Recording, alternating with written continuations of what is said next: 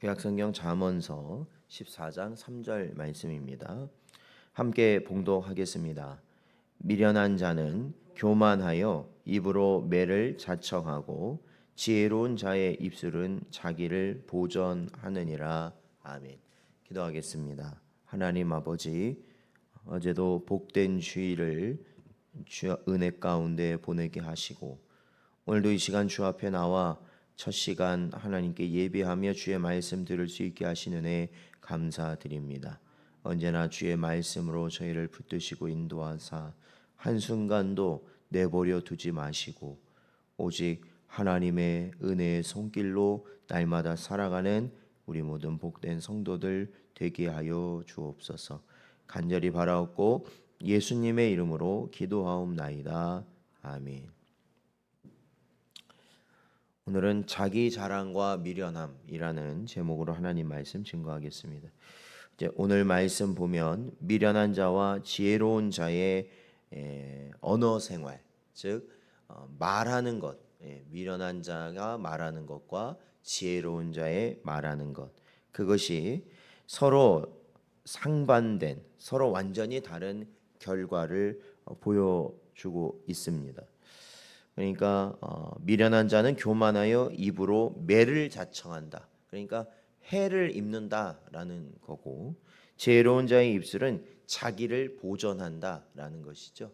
오히려 지혜로운 자의 그러한 말들을 통하여서 본인이 보호받고 그들이 잘 될 수 있는 그러한 은혜가 있다라는 것입니다. 그래서 본문 상반절에 먼저 등장하는 미련한 자에 대해서 저희들이 살펴보면 우리가 보통 이제 미련하다라고 말을 할 때요. 미련하다라고 말을 할 때 그 의미를 그냥 뭐 어렴풋이 생각을 해보면 보통은 이 어리석은 사람들을 보통 미련하다고 그러잖아요. 그리고 뭔가 일을 할 때 일반적으로 이제 일을 하다 보면 이렇게 일을 좀 이렇게 뭐라 할까요? 수월하고 잘하는 사람이 아니라 좀 이렇게 일을 잘 못하는 사람들, 그리고 또 뭐 일머리라고 그러지 않습니까? 그래서 일을 이렇게 좀 이렇게 착착 잘 되게 진행을 못하고 그냥 막 일을 막 복잡하고 막 어렵게 만들어 가지고 일이 잘 안 되는 사람들, 그러니까 그런 사람들을 보통 보고 아유 참 사람이 미련스럽다 이렇게 말을 하잖아요. 그런데 이제 오늘 본문 같은 경우에 보면요, 이 미련한 자는 교만하다라는 말을 하고 있습니다. 그러니까 미련한 사람이 교만하다라는 겁니다. 좀 그러니까 미련한 것과 사실은 이게 교만하다라는 것이 좀 이렇게 좀 어색합니다. 좀 제가 보기에. 그렇죠. 미련한 거하고 교만한 거는 좀 어색하잖아요. 뭔가 교만은 막 자기가 이렇게 자기를 높이고 뭐 자랑하고 막 이런 건데 어떻게 그게 미련한, 즉 어리석은 것과 미련한 게 교만하다는 게 어떻게 연결이 될까라는 생각을 이제 할 수는 있는데, 우리가 이 성경적으로 조금 더 생각해 보면 결국에는 미련하다는 것이 교만하다는 것이 될 수 있다라는 것을 우리들이 이해할 수 있습니다. 그러니까 이 성경에서 이 교만이라는 것을 무엇이라고 이야기하냐면 결국에는 이 사탄이 광명한 천사에서 떨어지게 된 이유가 뭐였습니까? 교만이었습니다. 하나님과 같이 되고자 하였을 때 바로 사탄은 떨어지게 되었죠. 하나님 곁에서 떨어졌습니다. 그리고 첫사람 아담과 하와가 하나님이 창조하신 이후에 하나님과의 교통하는 관계, 그리고 모든 것이 갖추어진 에덴 동산에서 영원히 살 수 있었음에도 불구하고 그들이 하나님의 그러니까 그들과 하나님의 교통이 끊어지고 그 에덴 동산에서 추방당하게 된 이유가 또 뭐냐면 선악과를 먹게 된 것인데, 선악과를 왜 먹었습니까? 하나님같이 되고자 하는 마음이 들어갔다라는 것입니다. 그러니까 그게 교만이지 않습니까? 그러니까 이 사탄도 그렇죠. 또 우리 첫사람 아담과 하와도 그렇고 결국에는 이 교만함으로 인하여서 그 모든 지위를 잃어버리게 되는 겁니다. 그러니까 이 교만한 자들은 결국엔 특징이 있어요.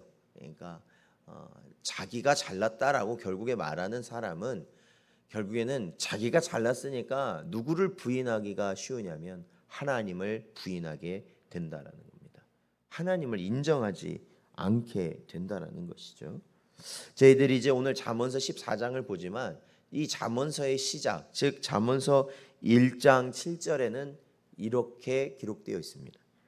여호와를 경외하는 것이 지식의 근본이거늘 미련한 자는 지혜와 훈계를 멸시하느니라 말씀하고 있습니다. 그렇습니다. 여호와를 인정하고 여호와를 경외하는 것이 지식의 뭐라는 겁니까? 근본이라는 겁니다. 뭐 지식의 근본이라는 말은 결국 지혜의 근본이라는 겁니다. 그러니까 여호와 하나님을 인정하지 않고 여호와 하나님을 그래서 경외하지 않는다면 그 사람은 뭐가 없는 걸까요? 지식도 없는 것이고 지혜도 없는 것이 됩니다.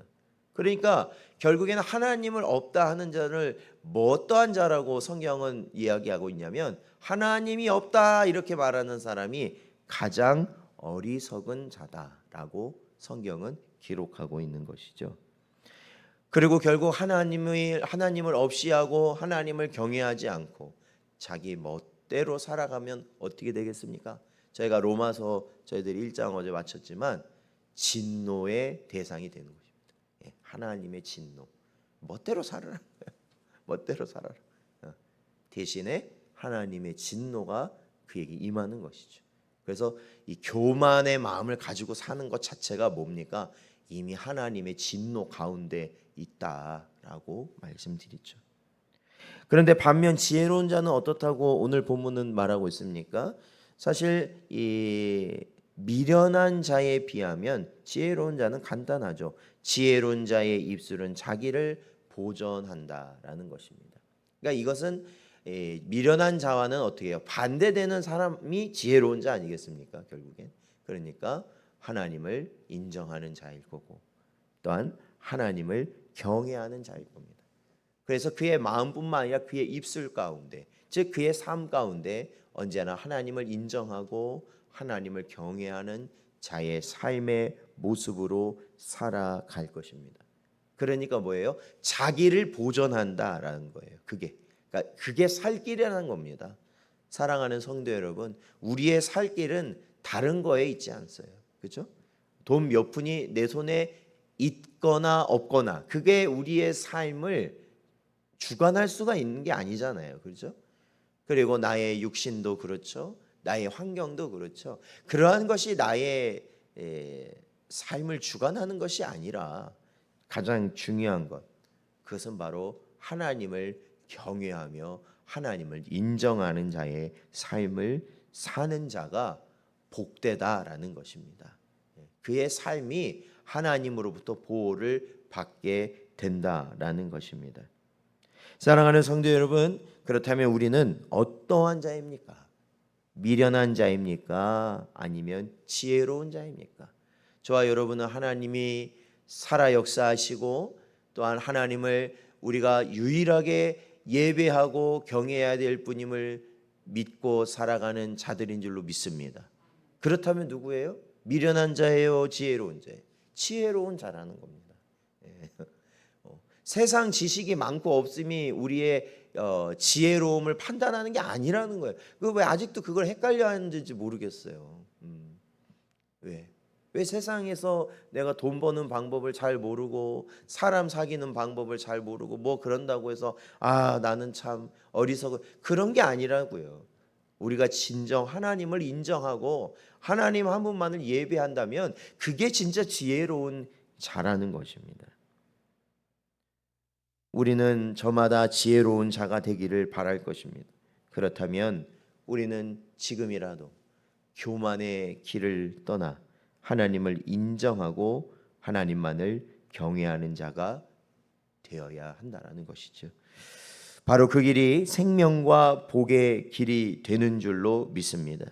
언제나 교만의 자리에서 겸손의 자리로 늘 나아가며 오직 하나님 한 분만을 경외하는 복된 여러분 되시기를 주의 이름으로 축원드립니다.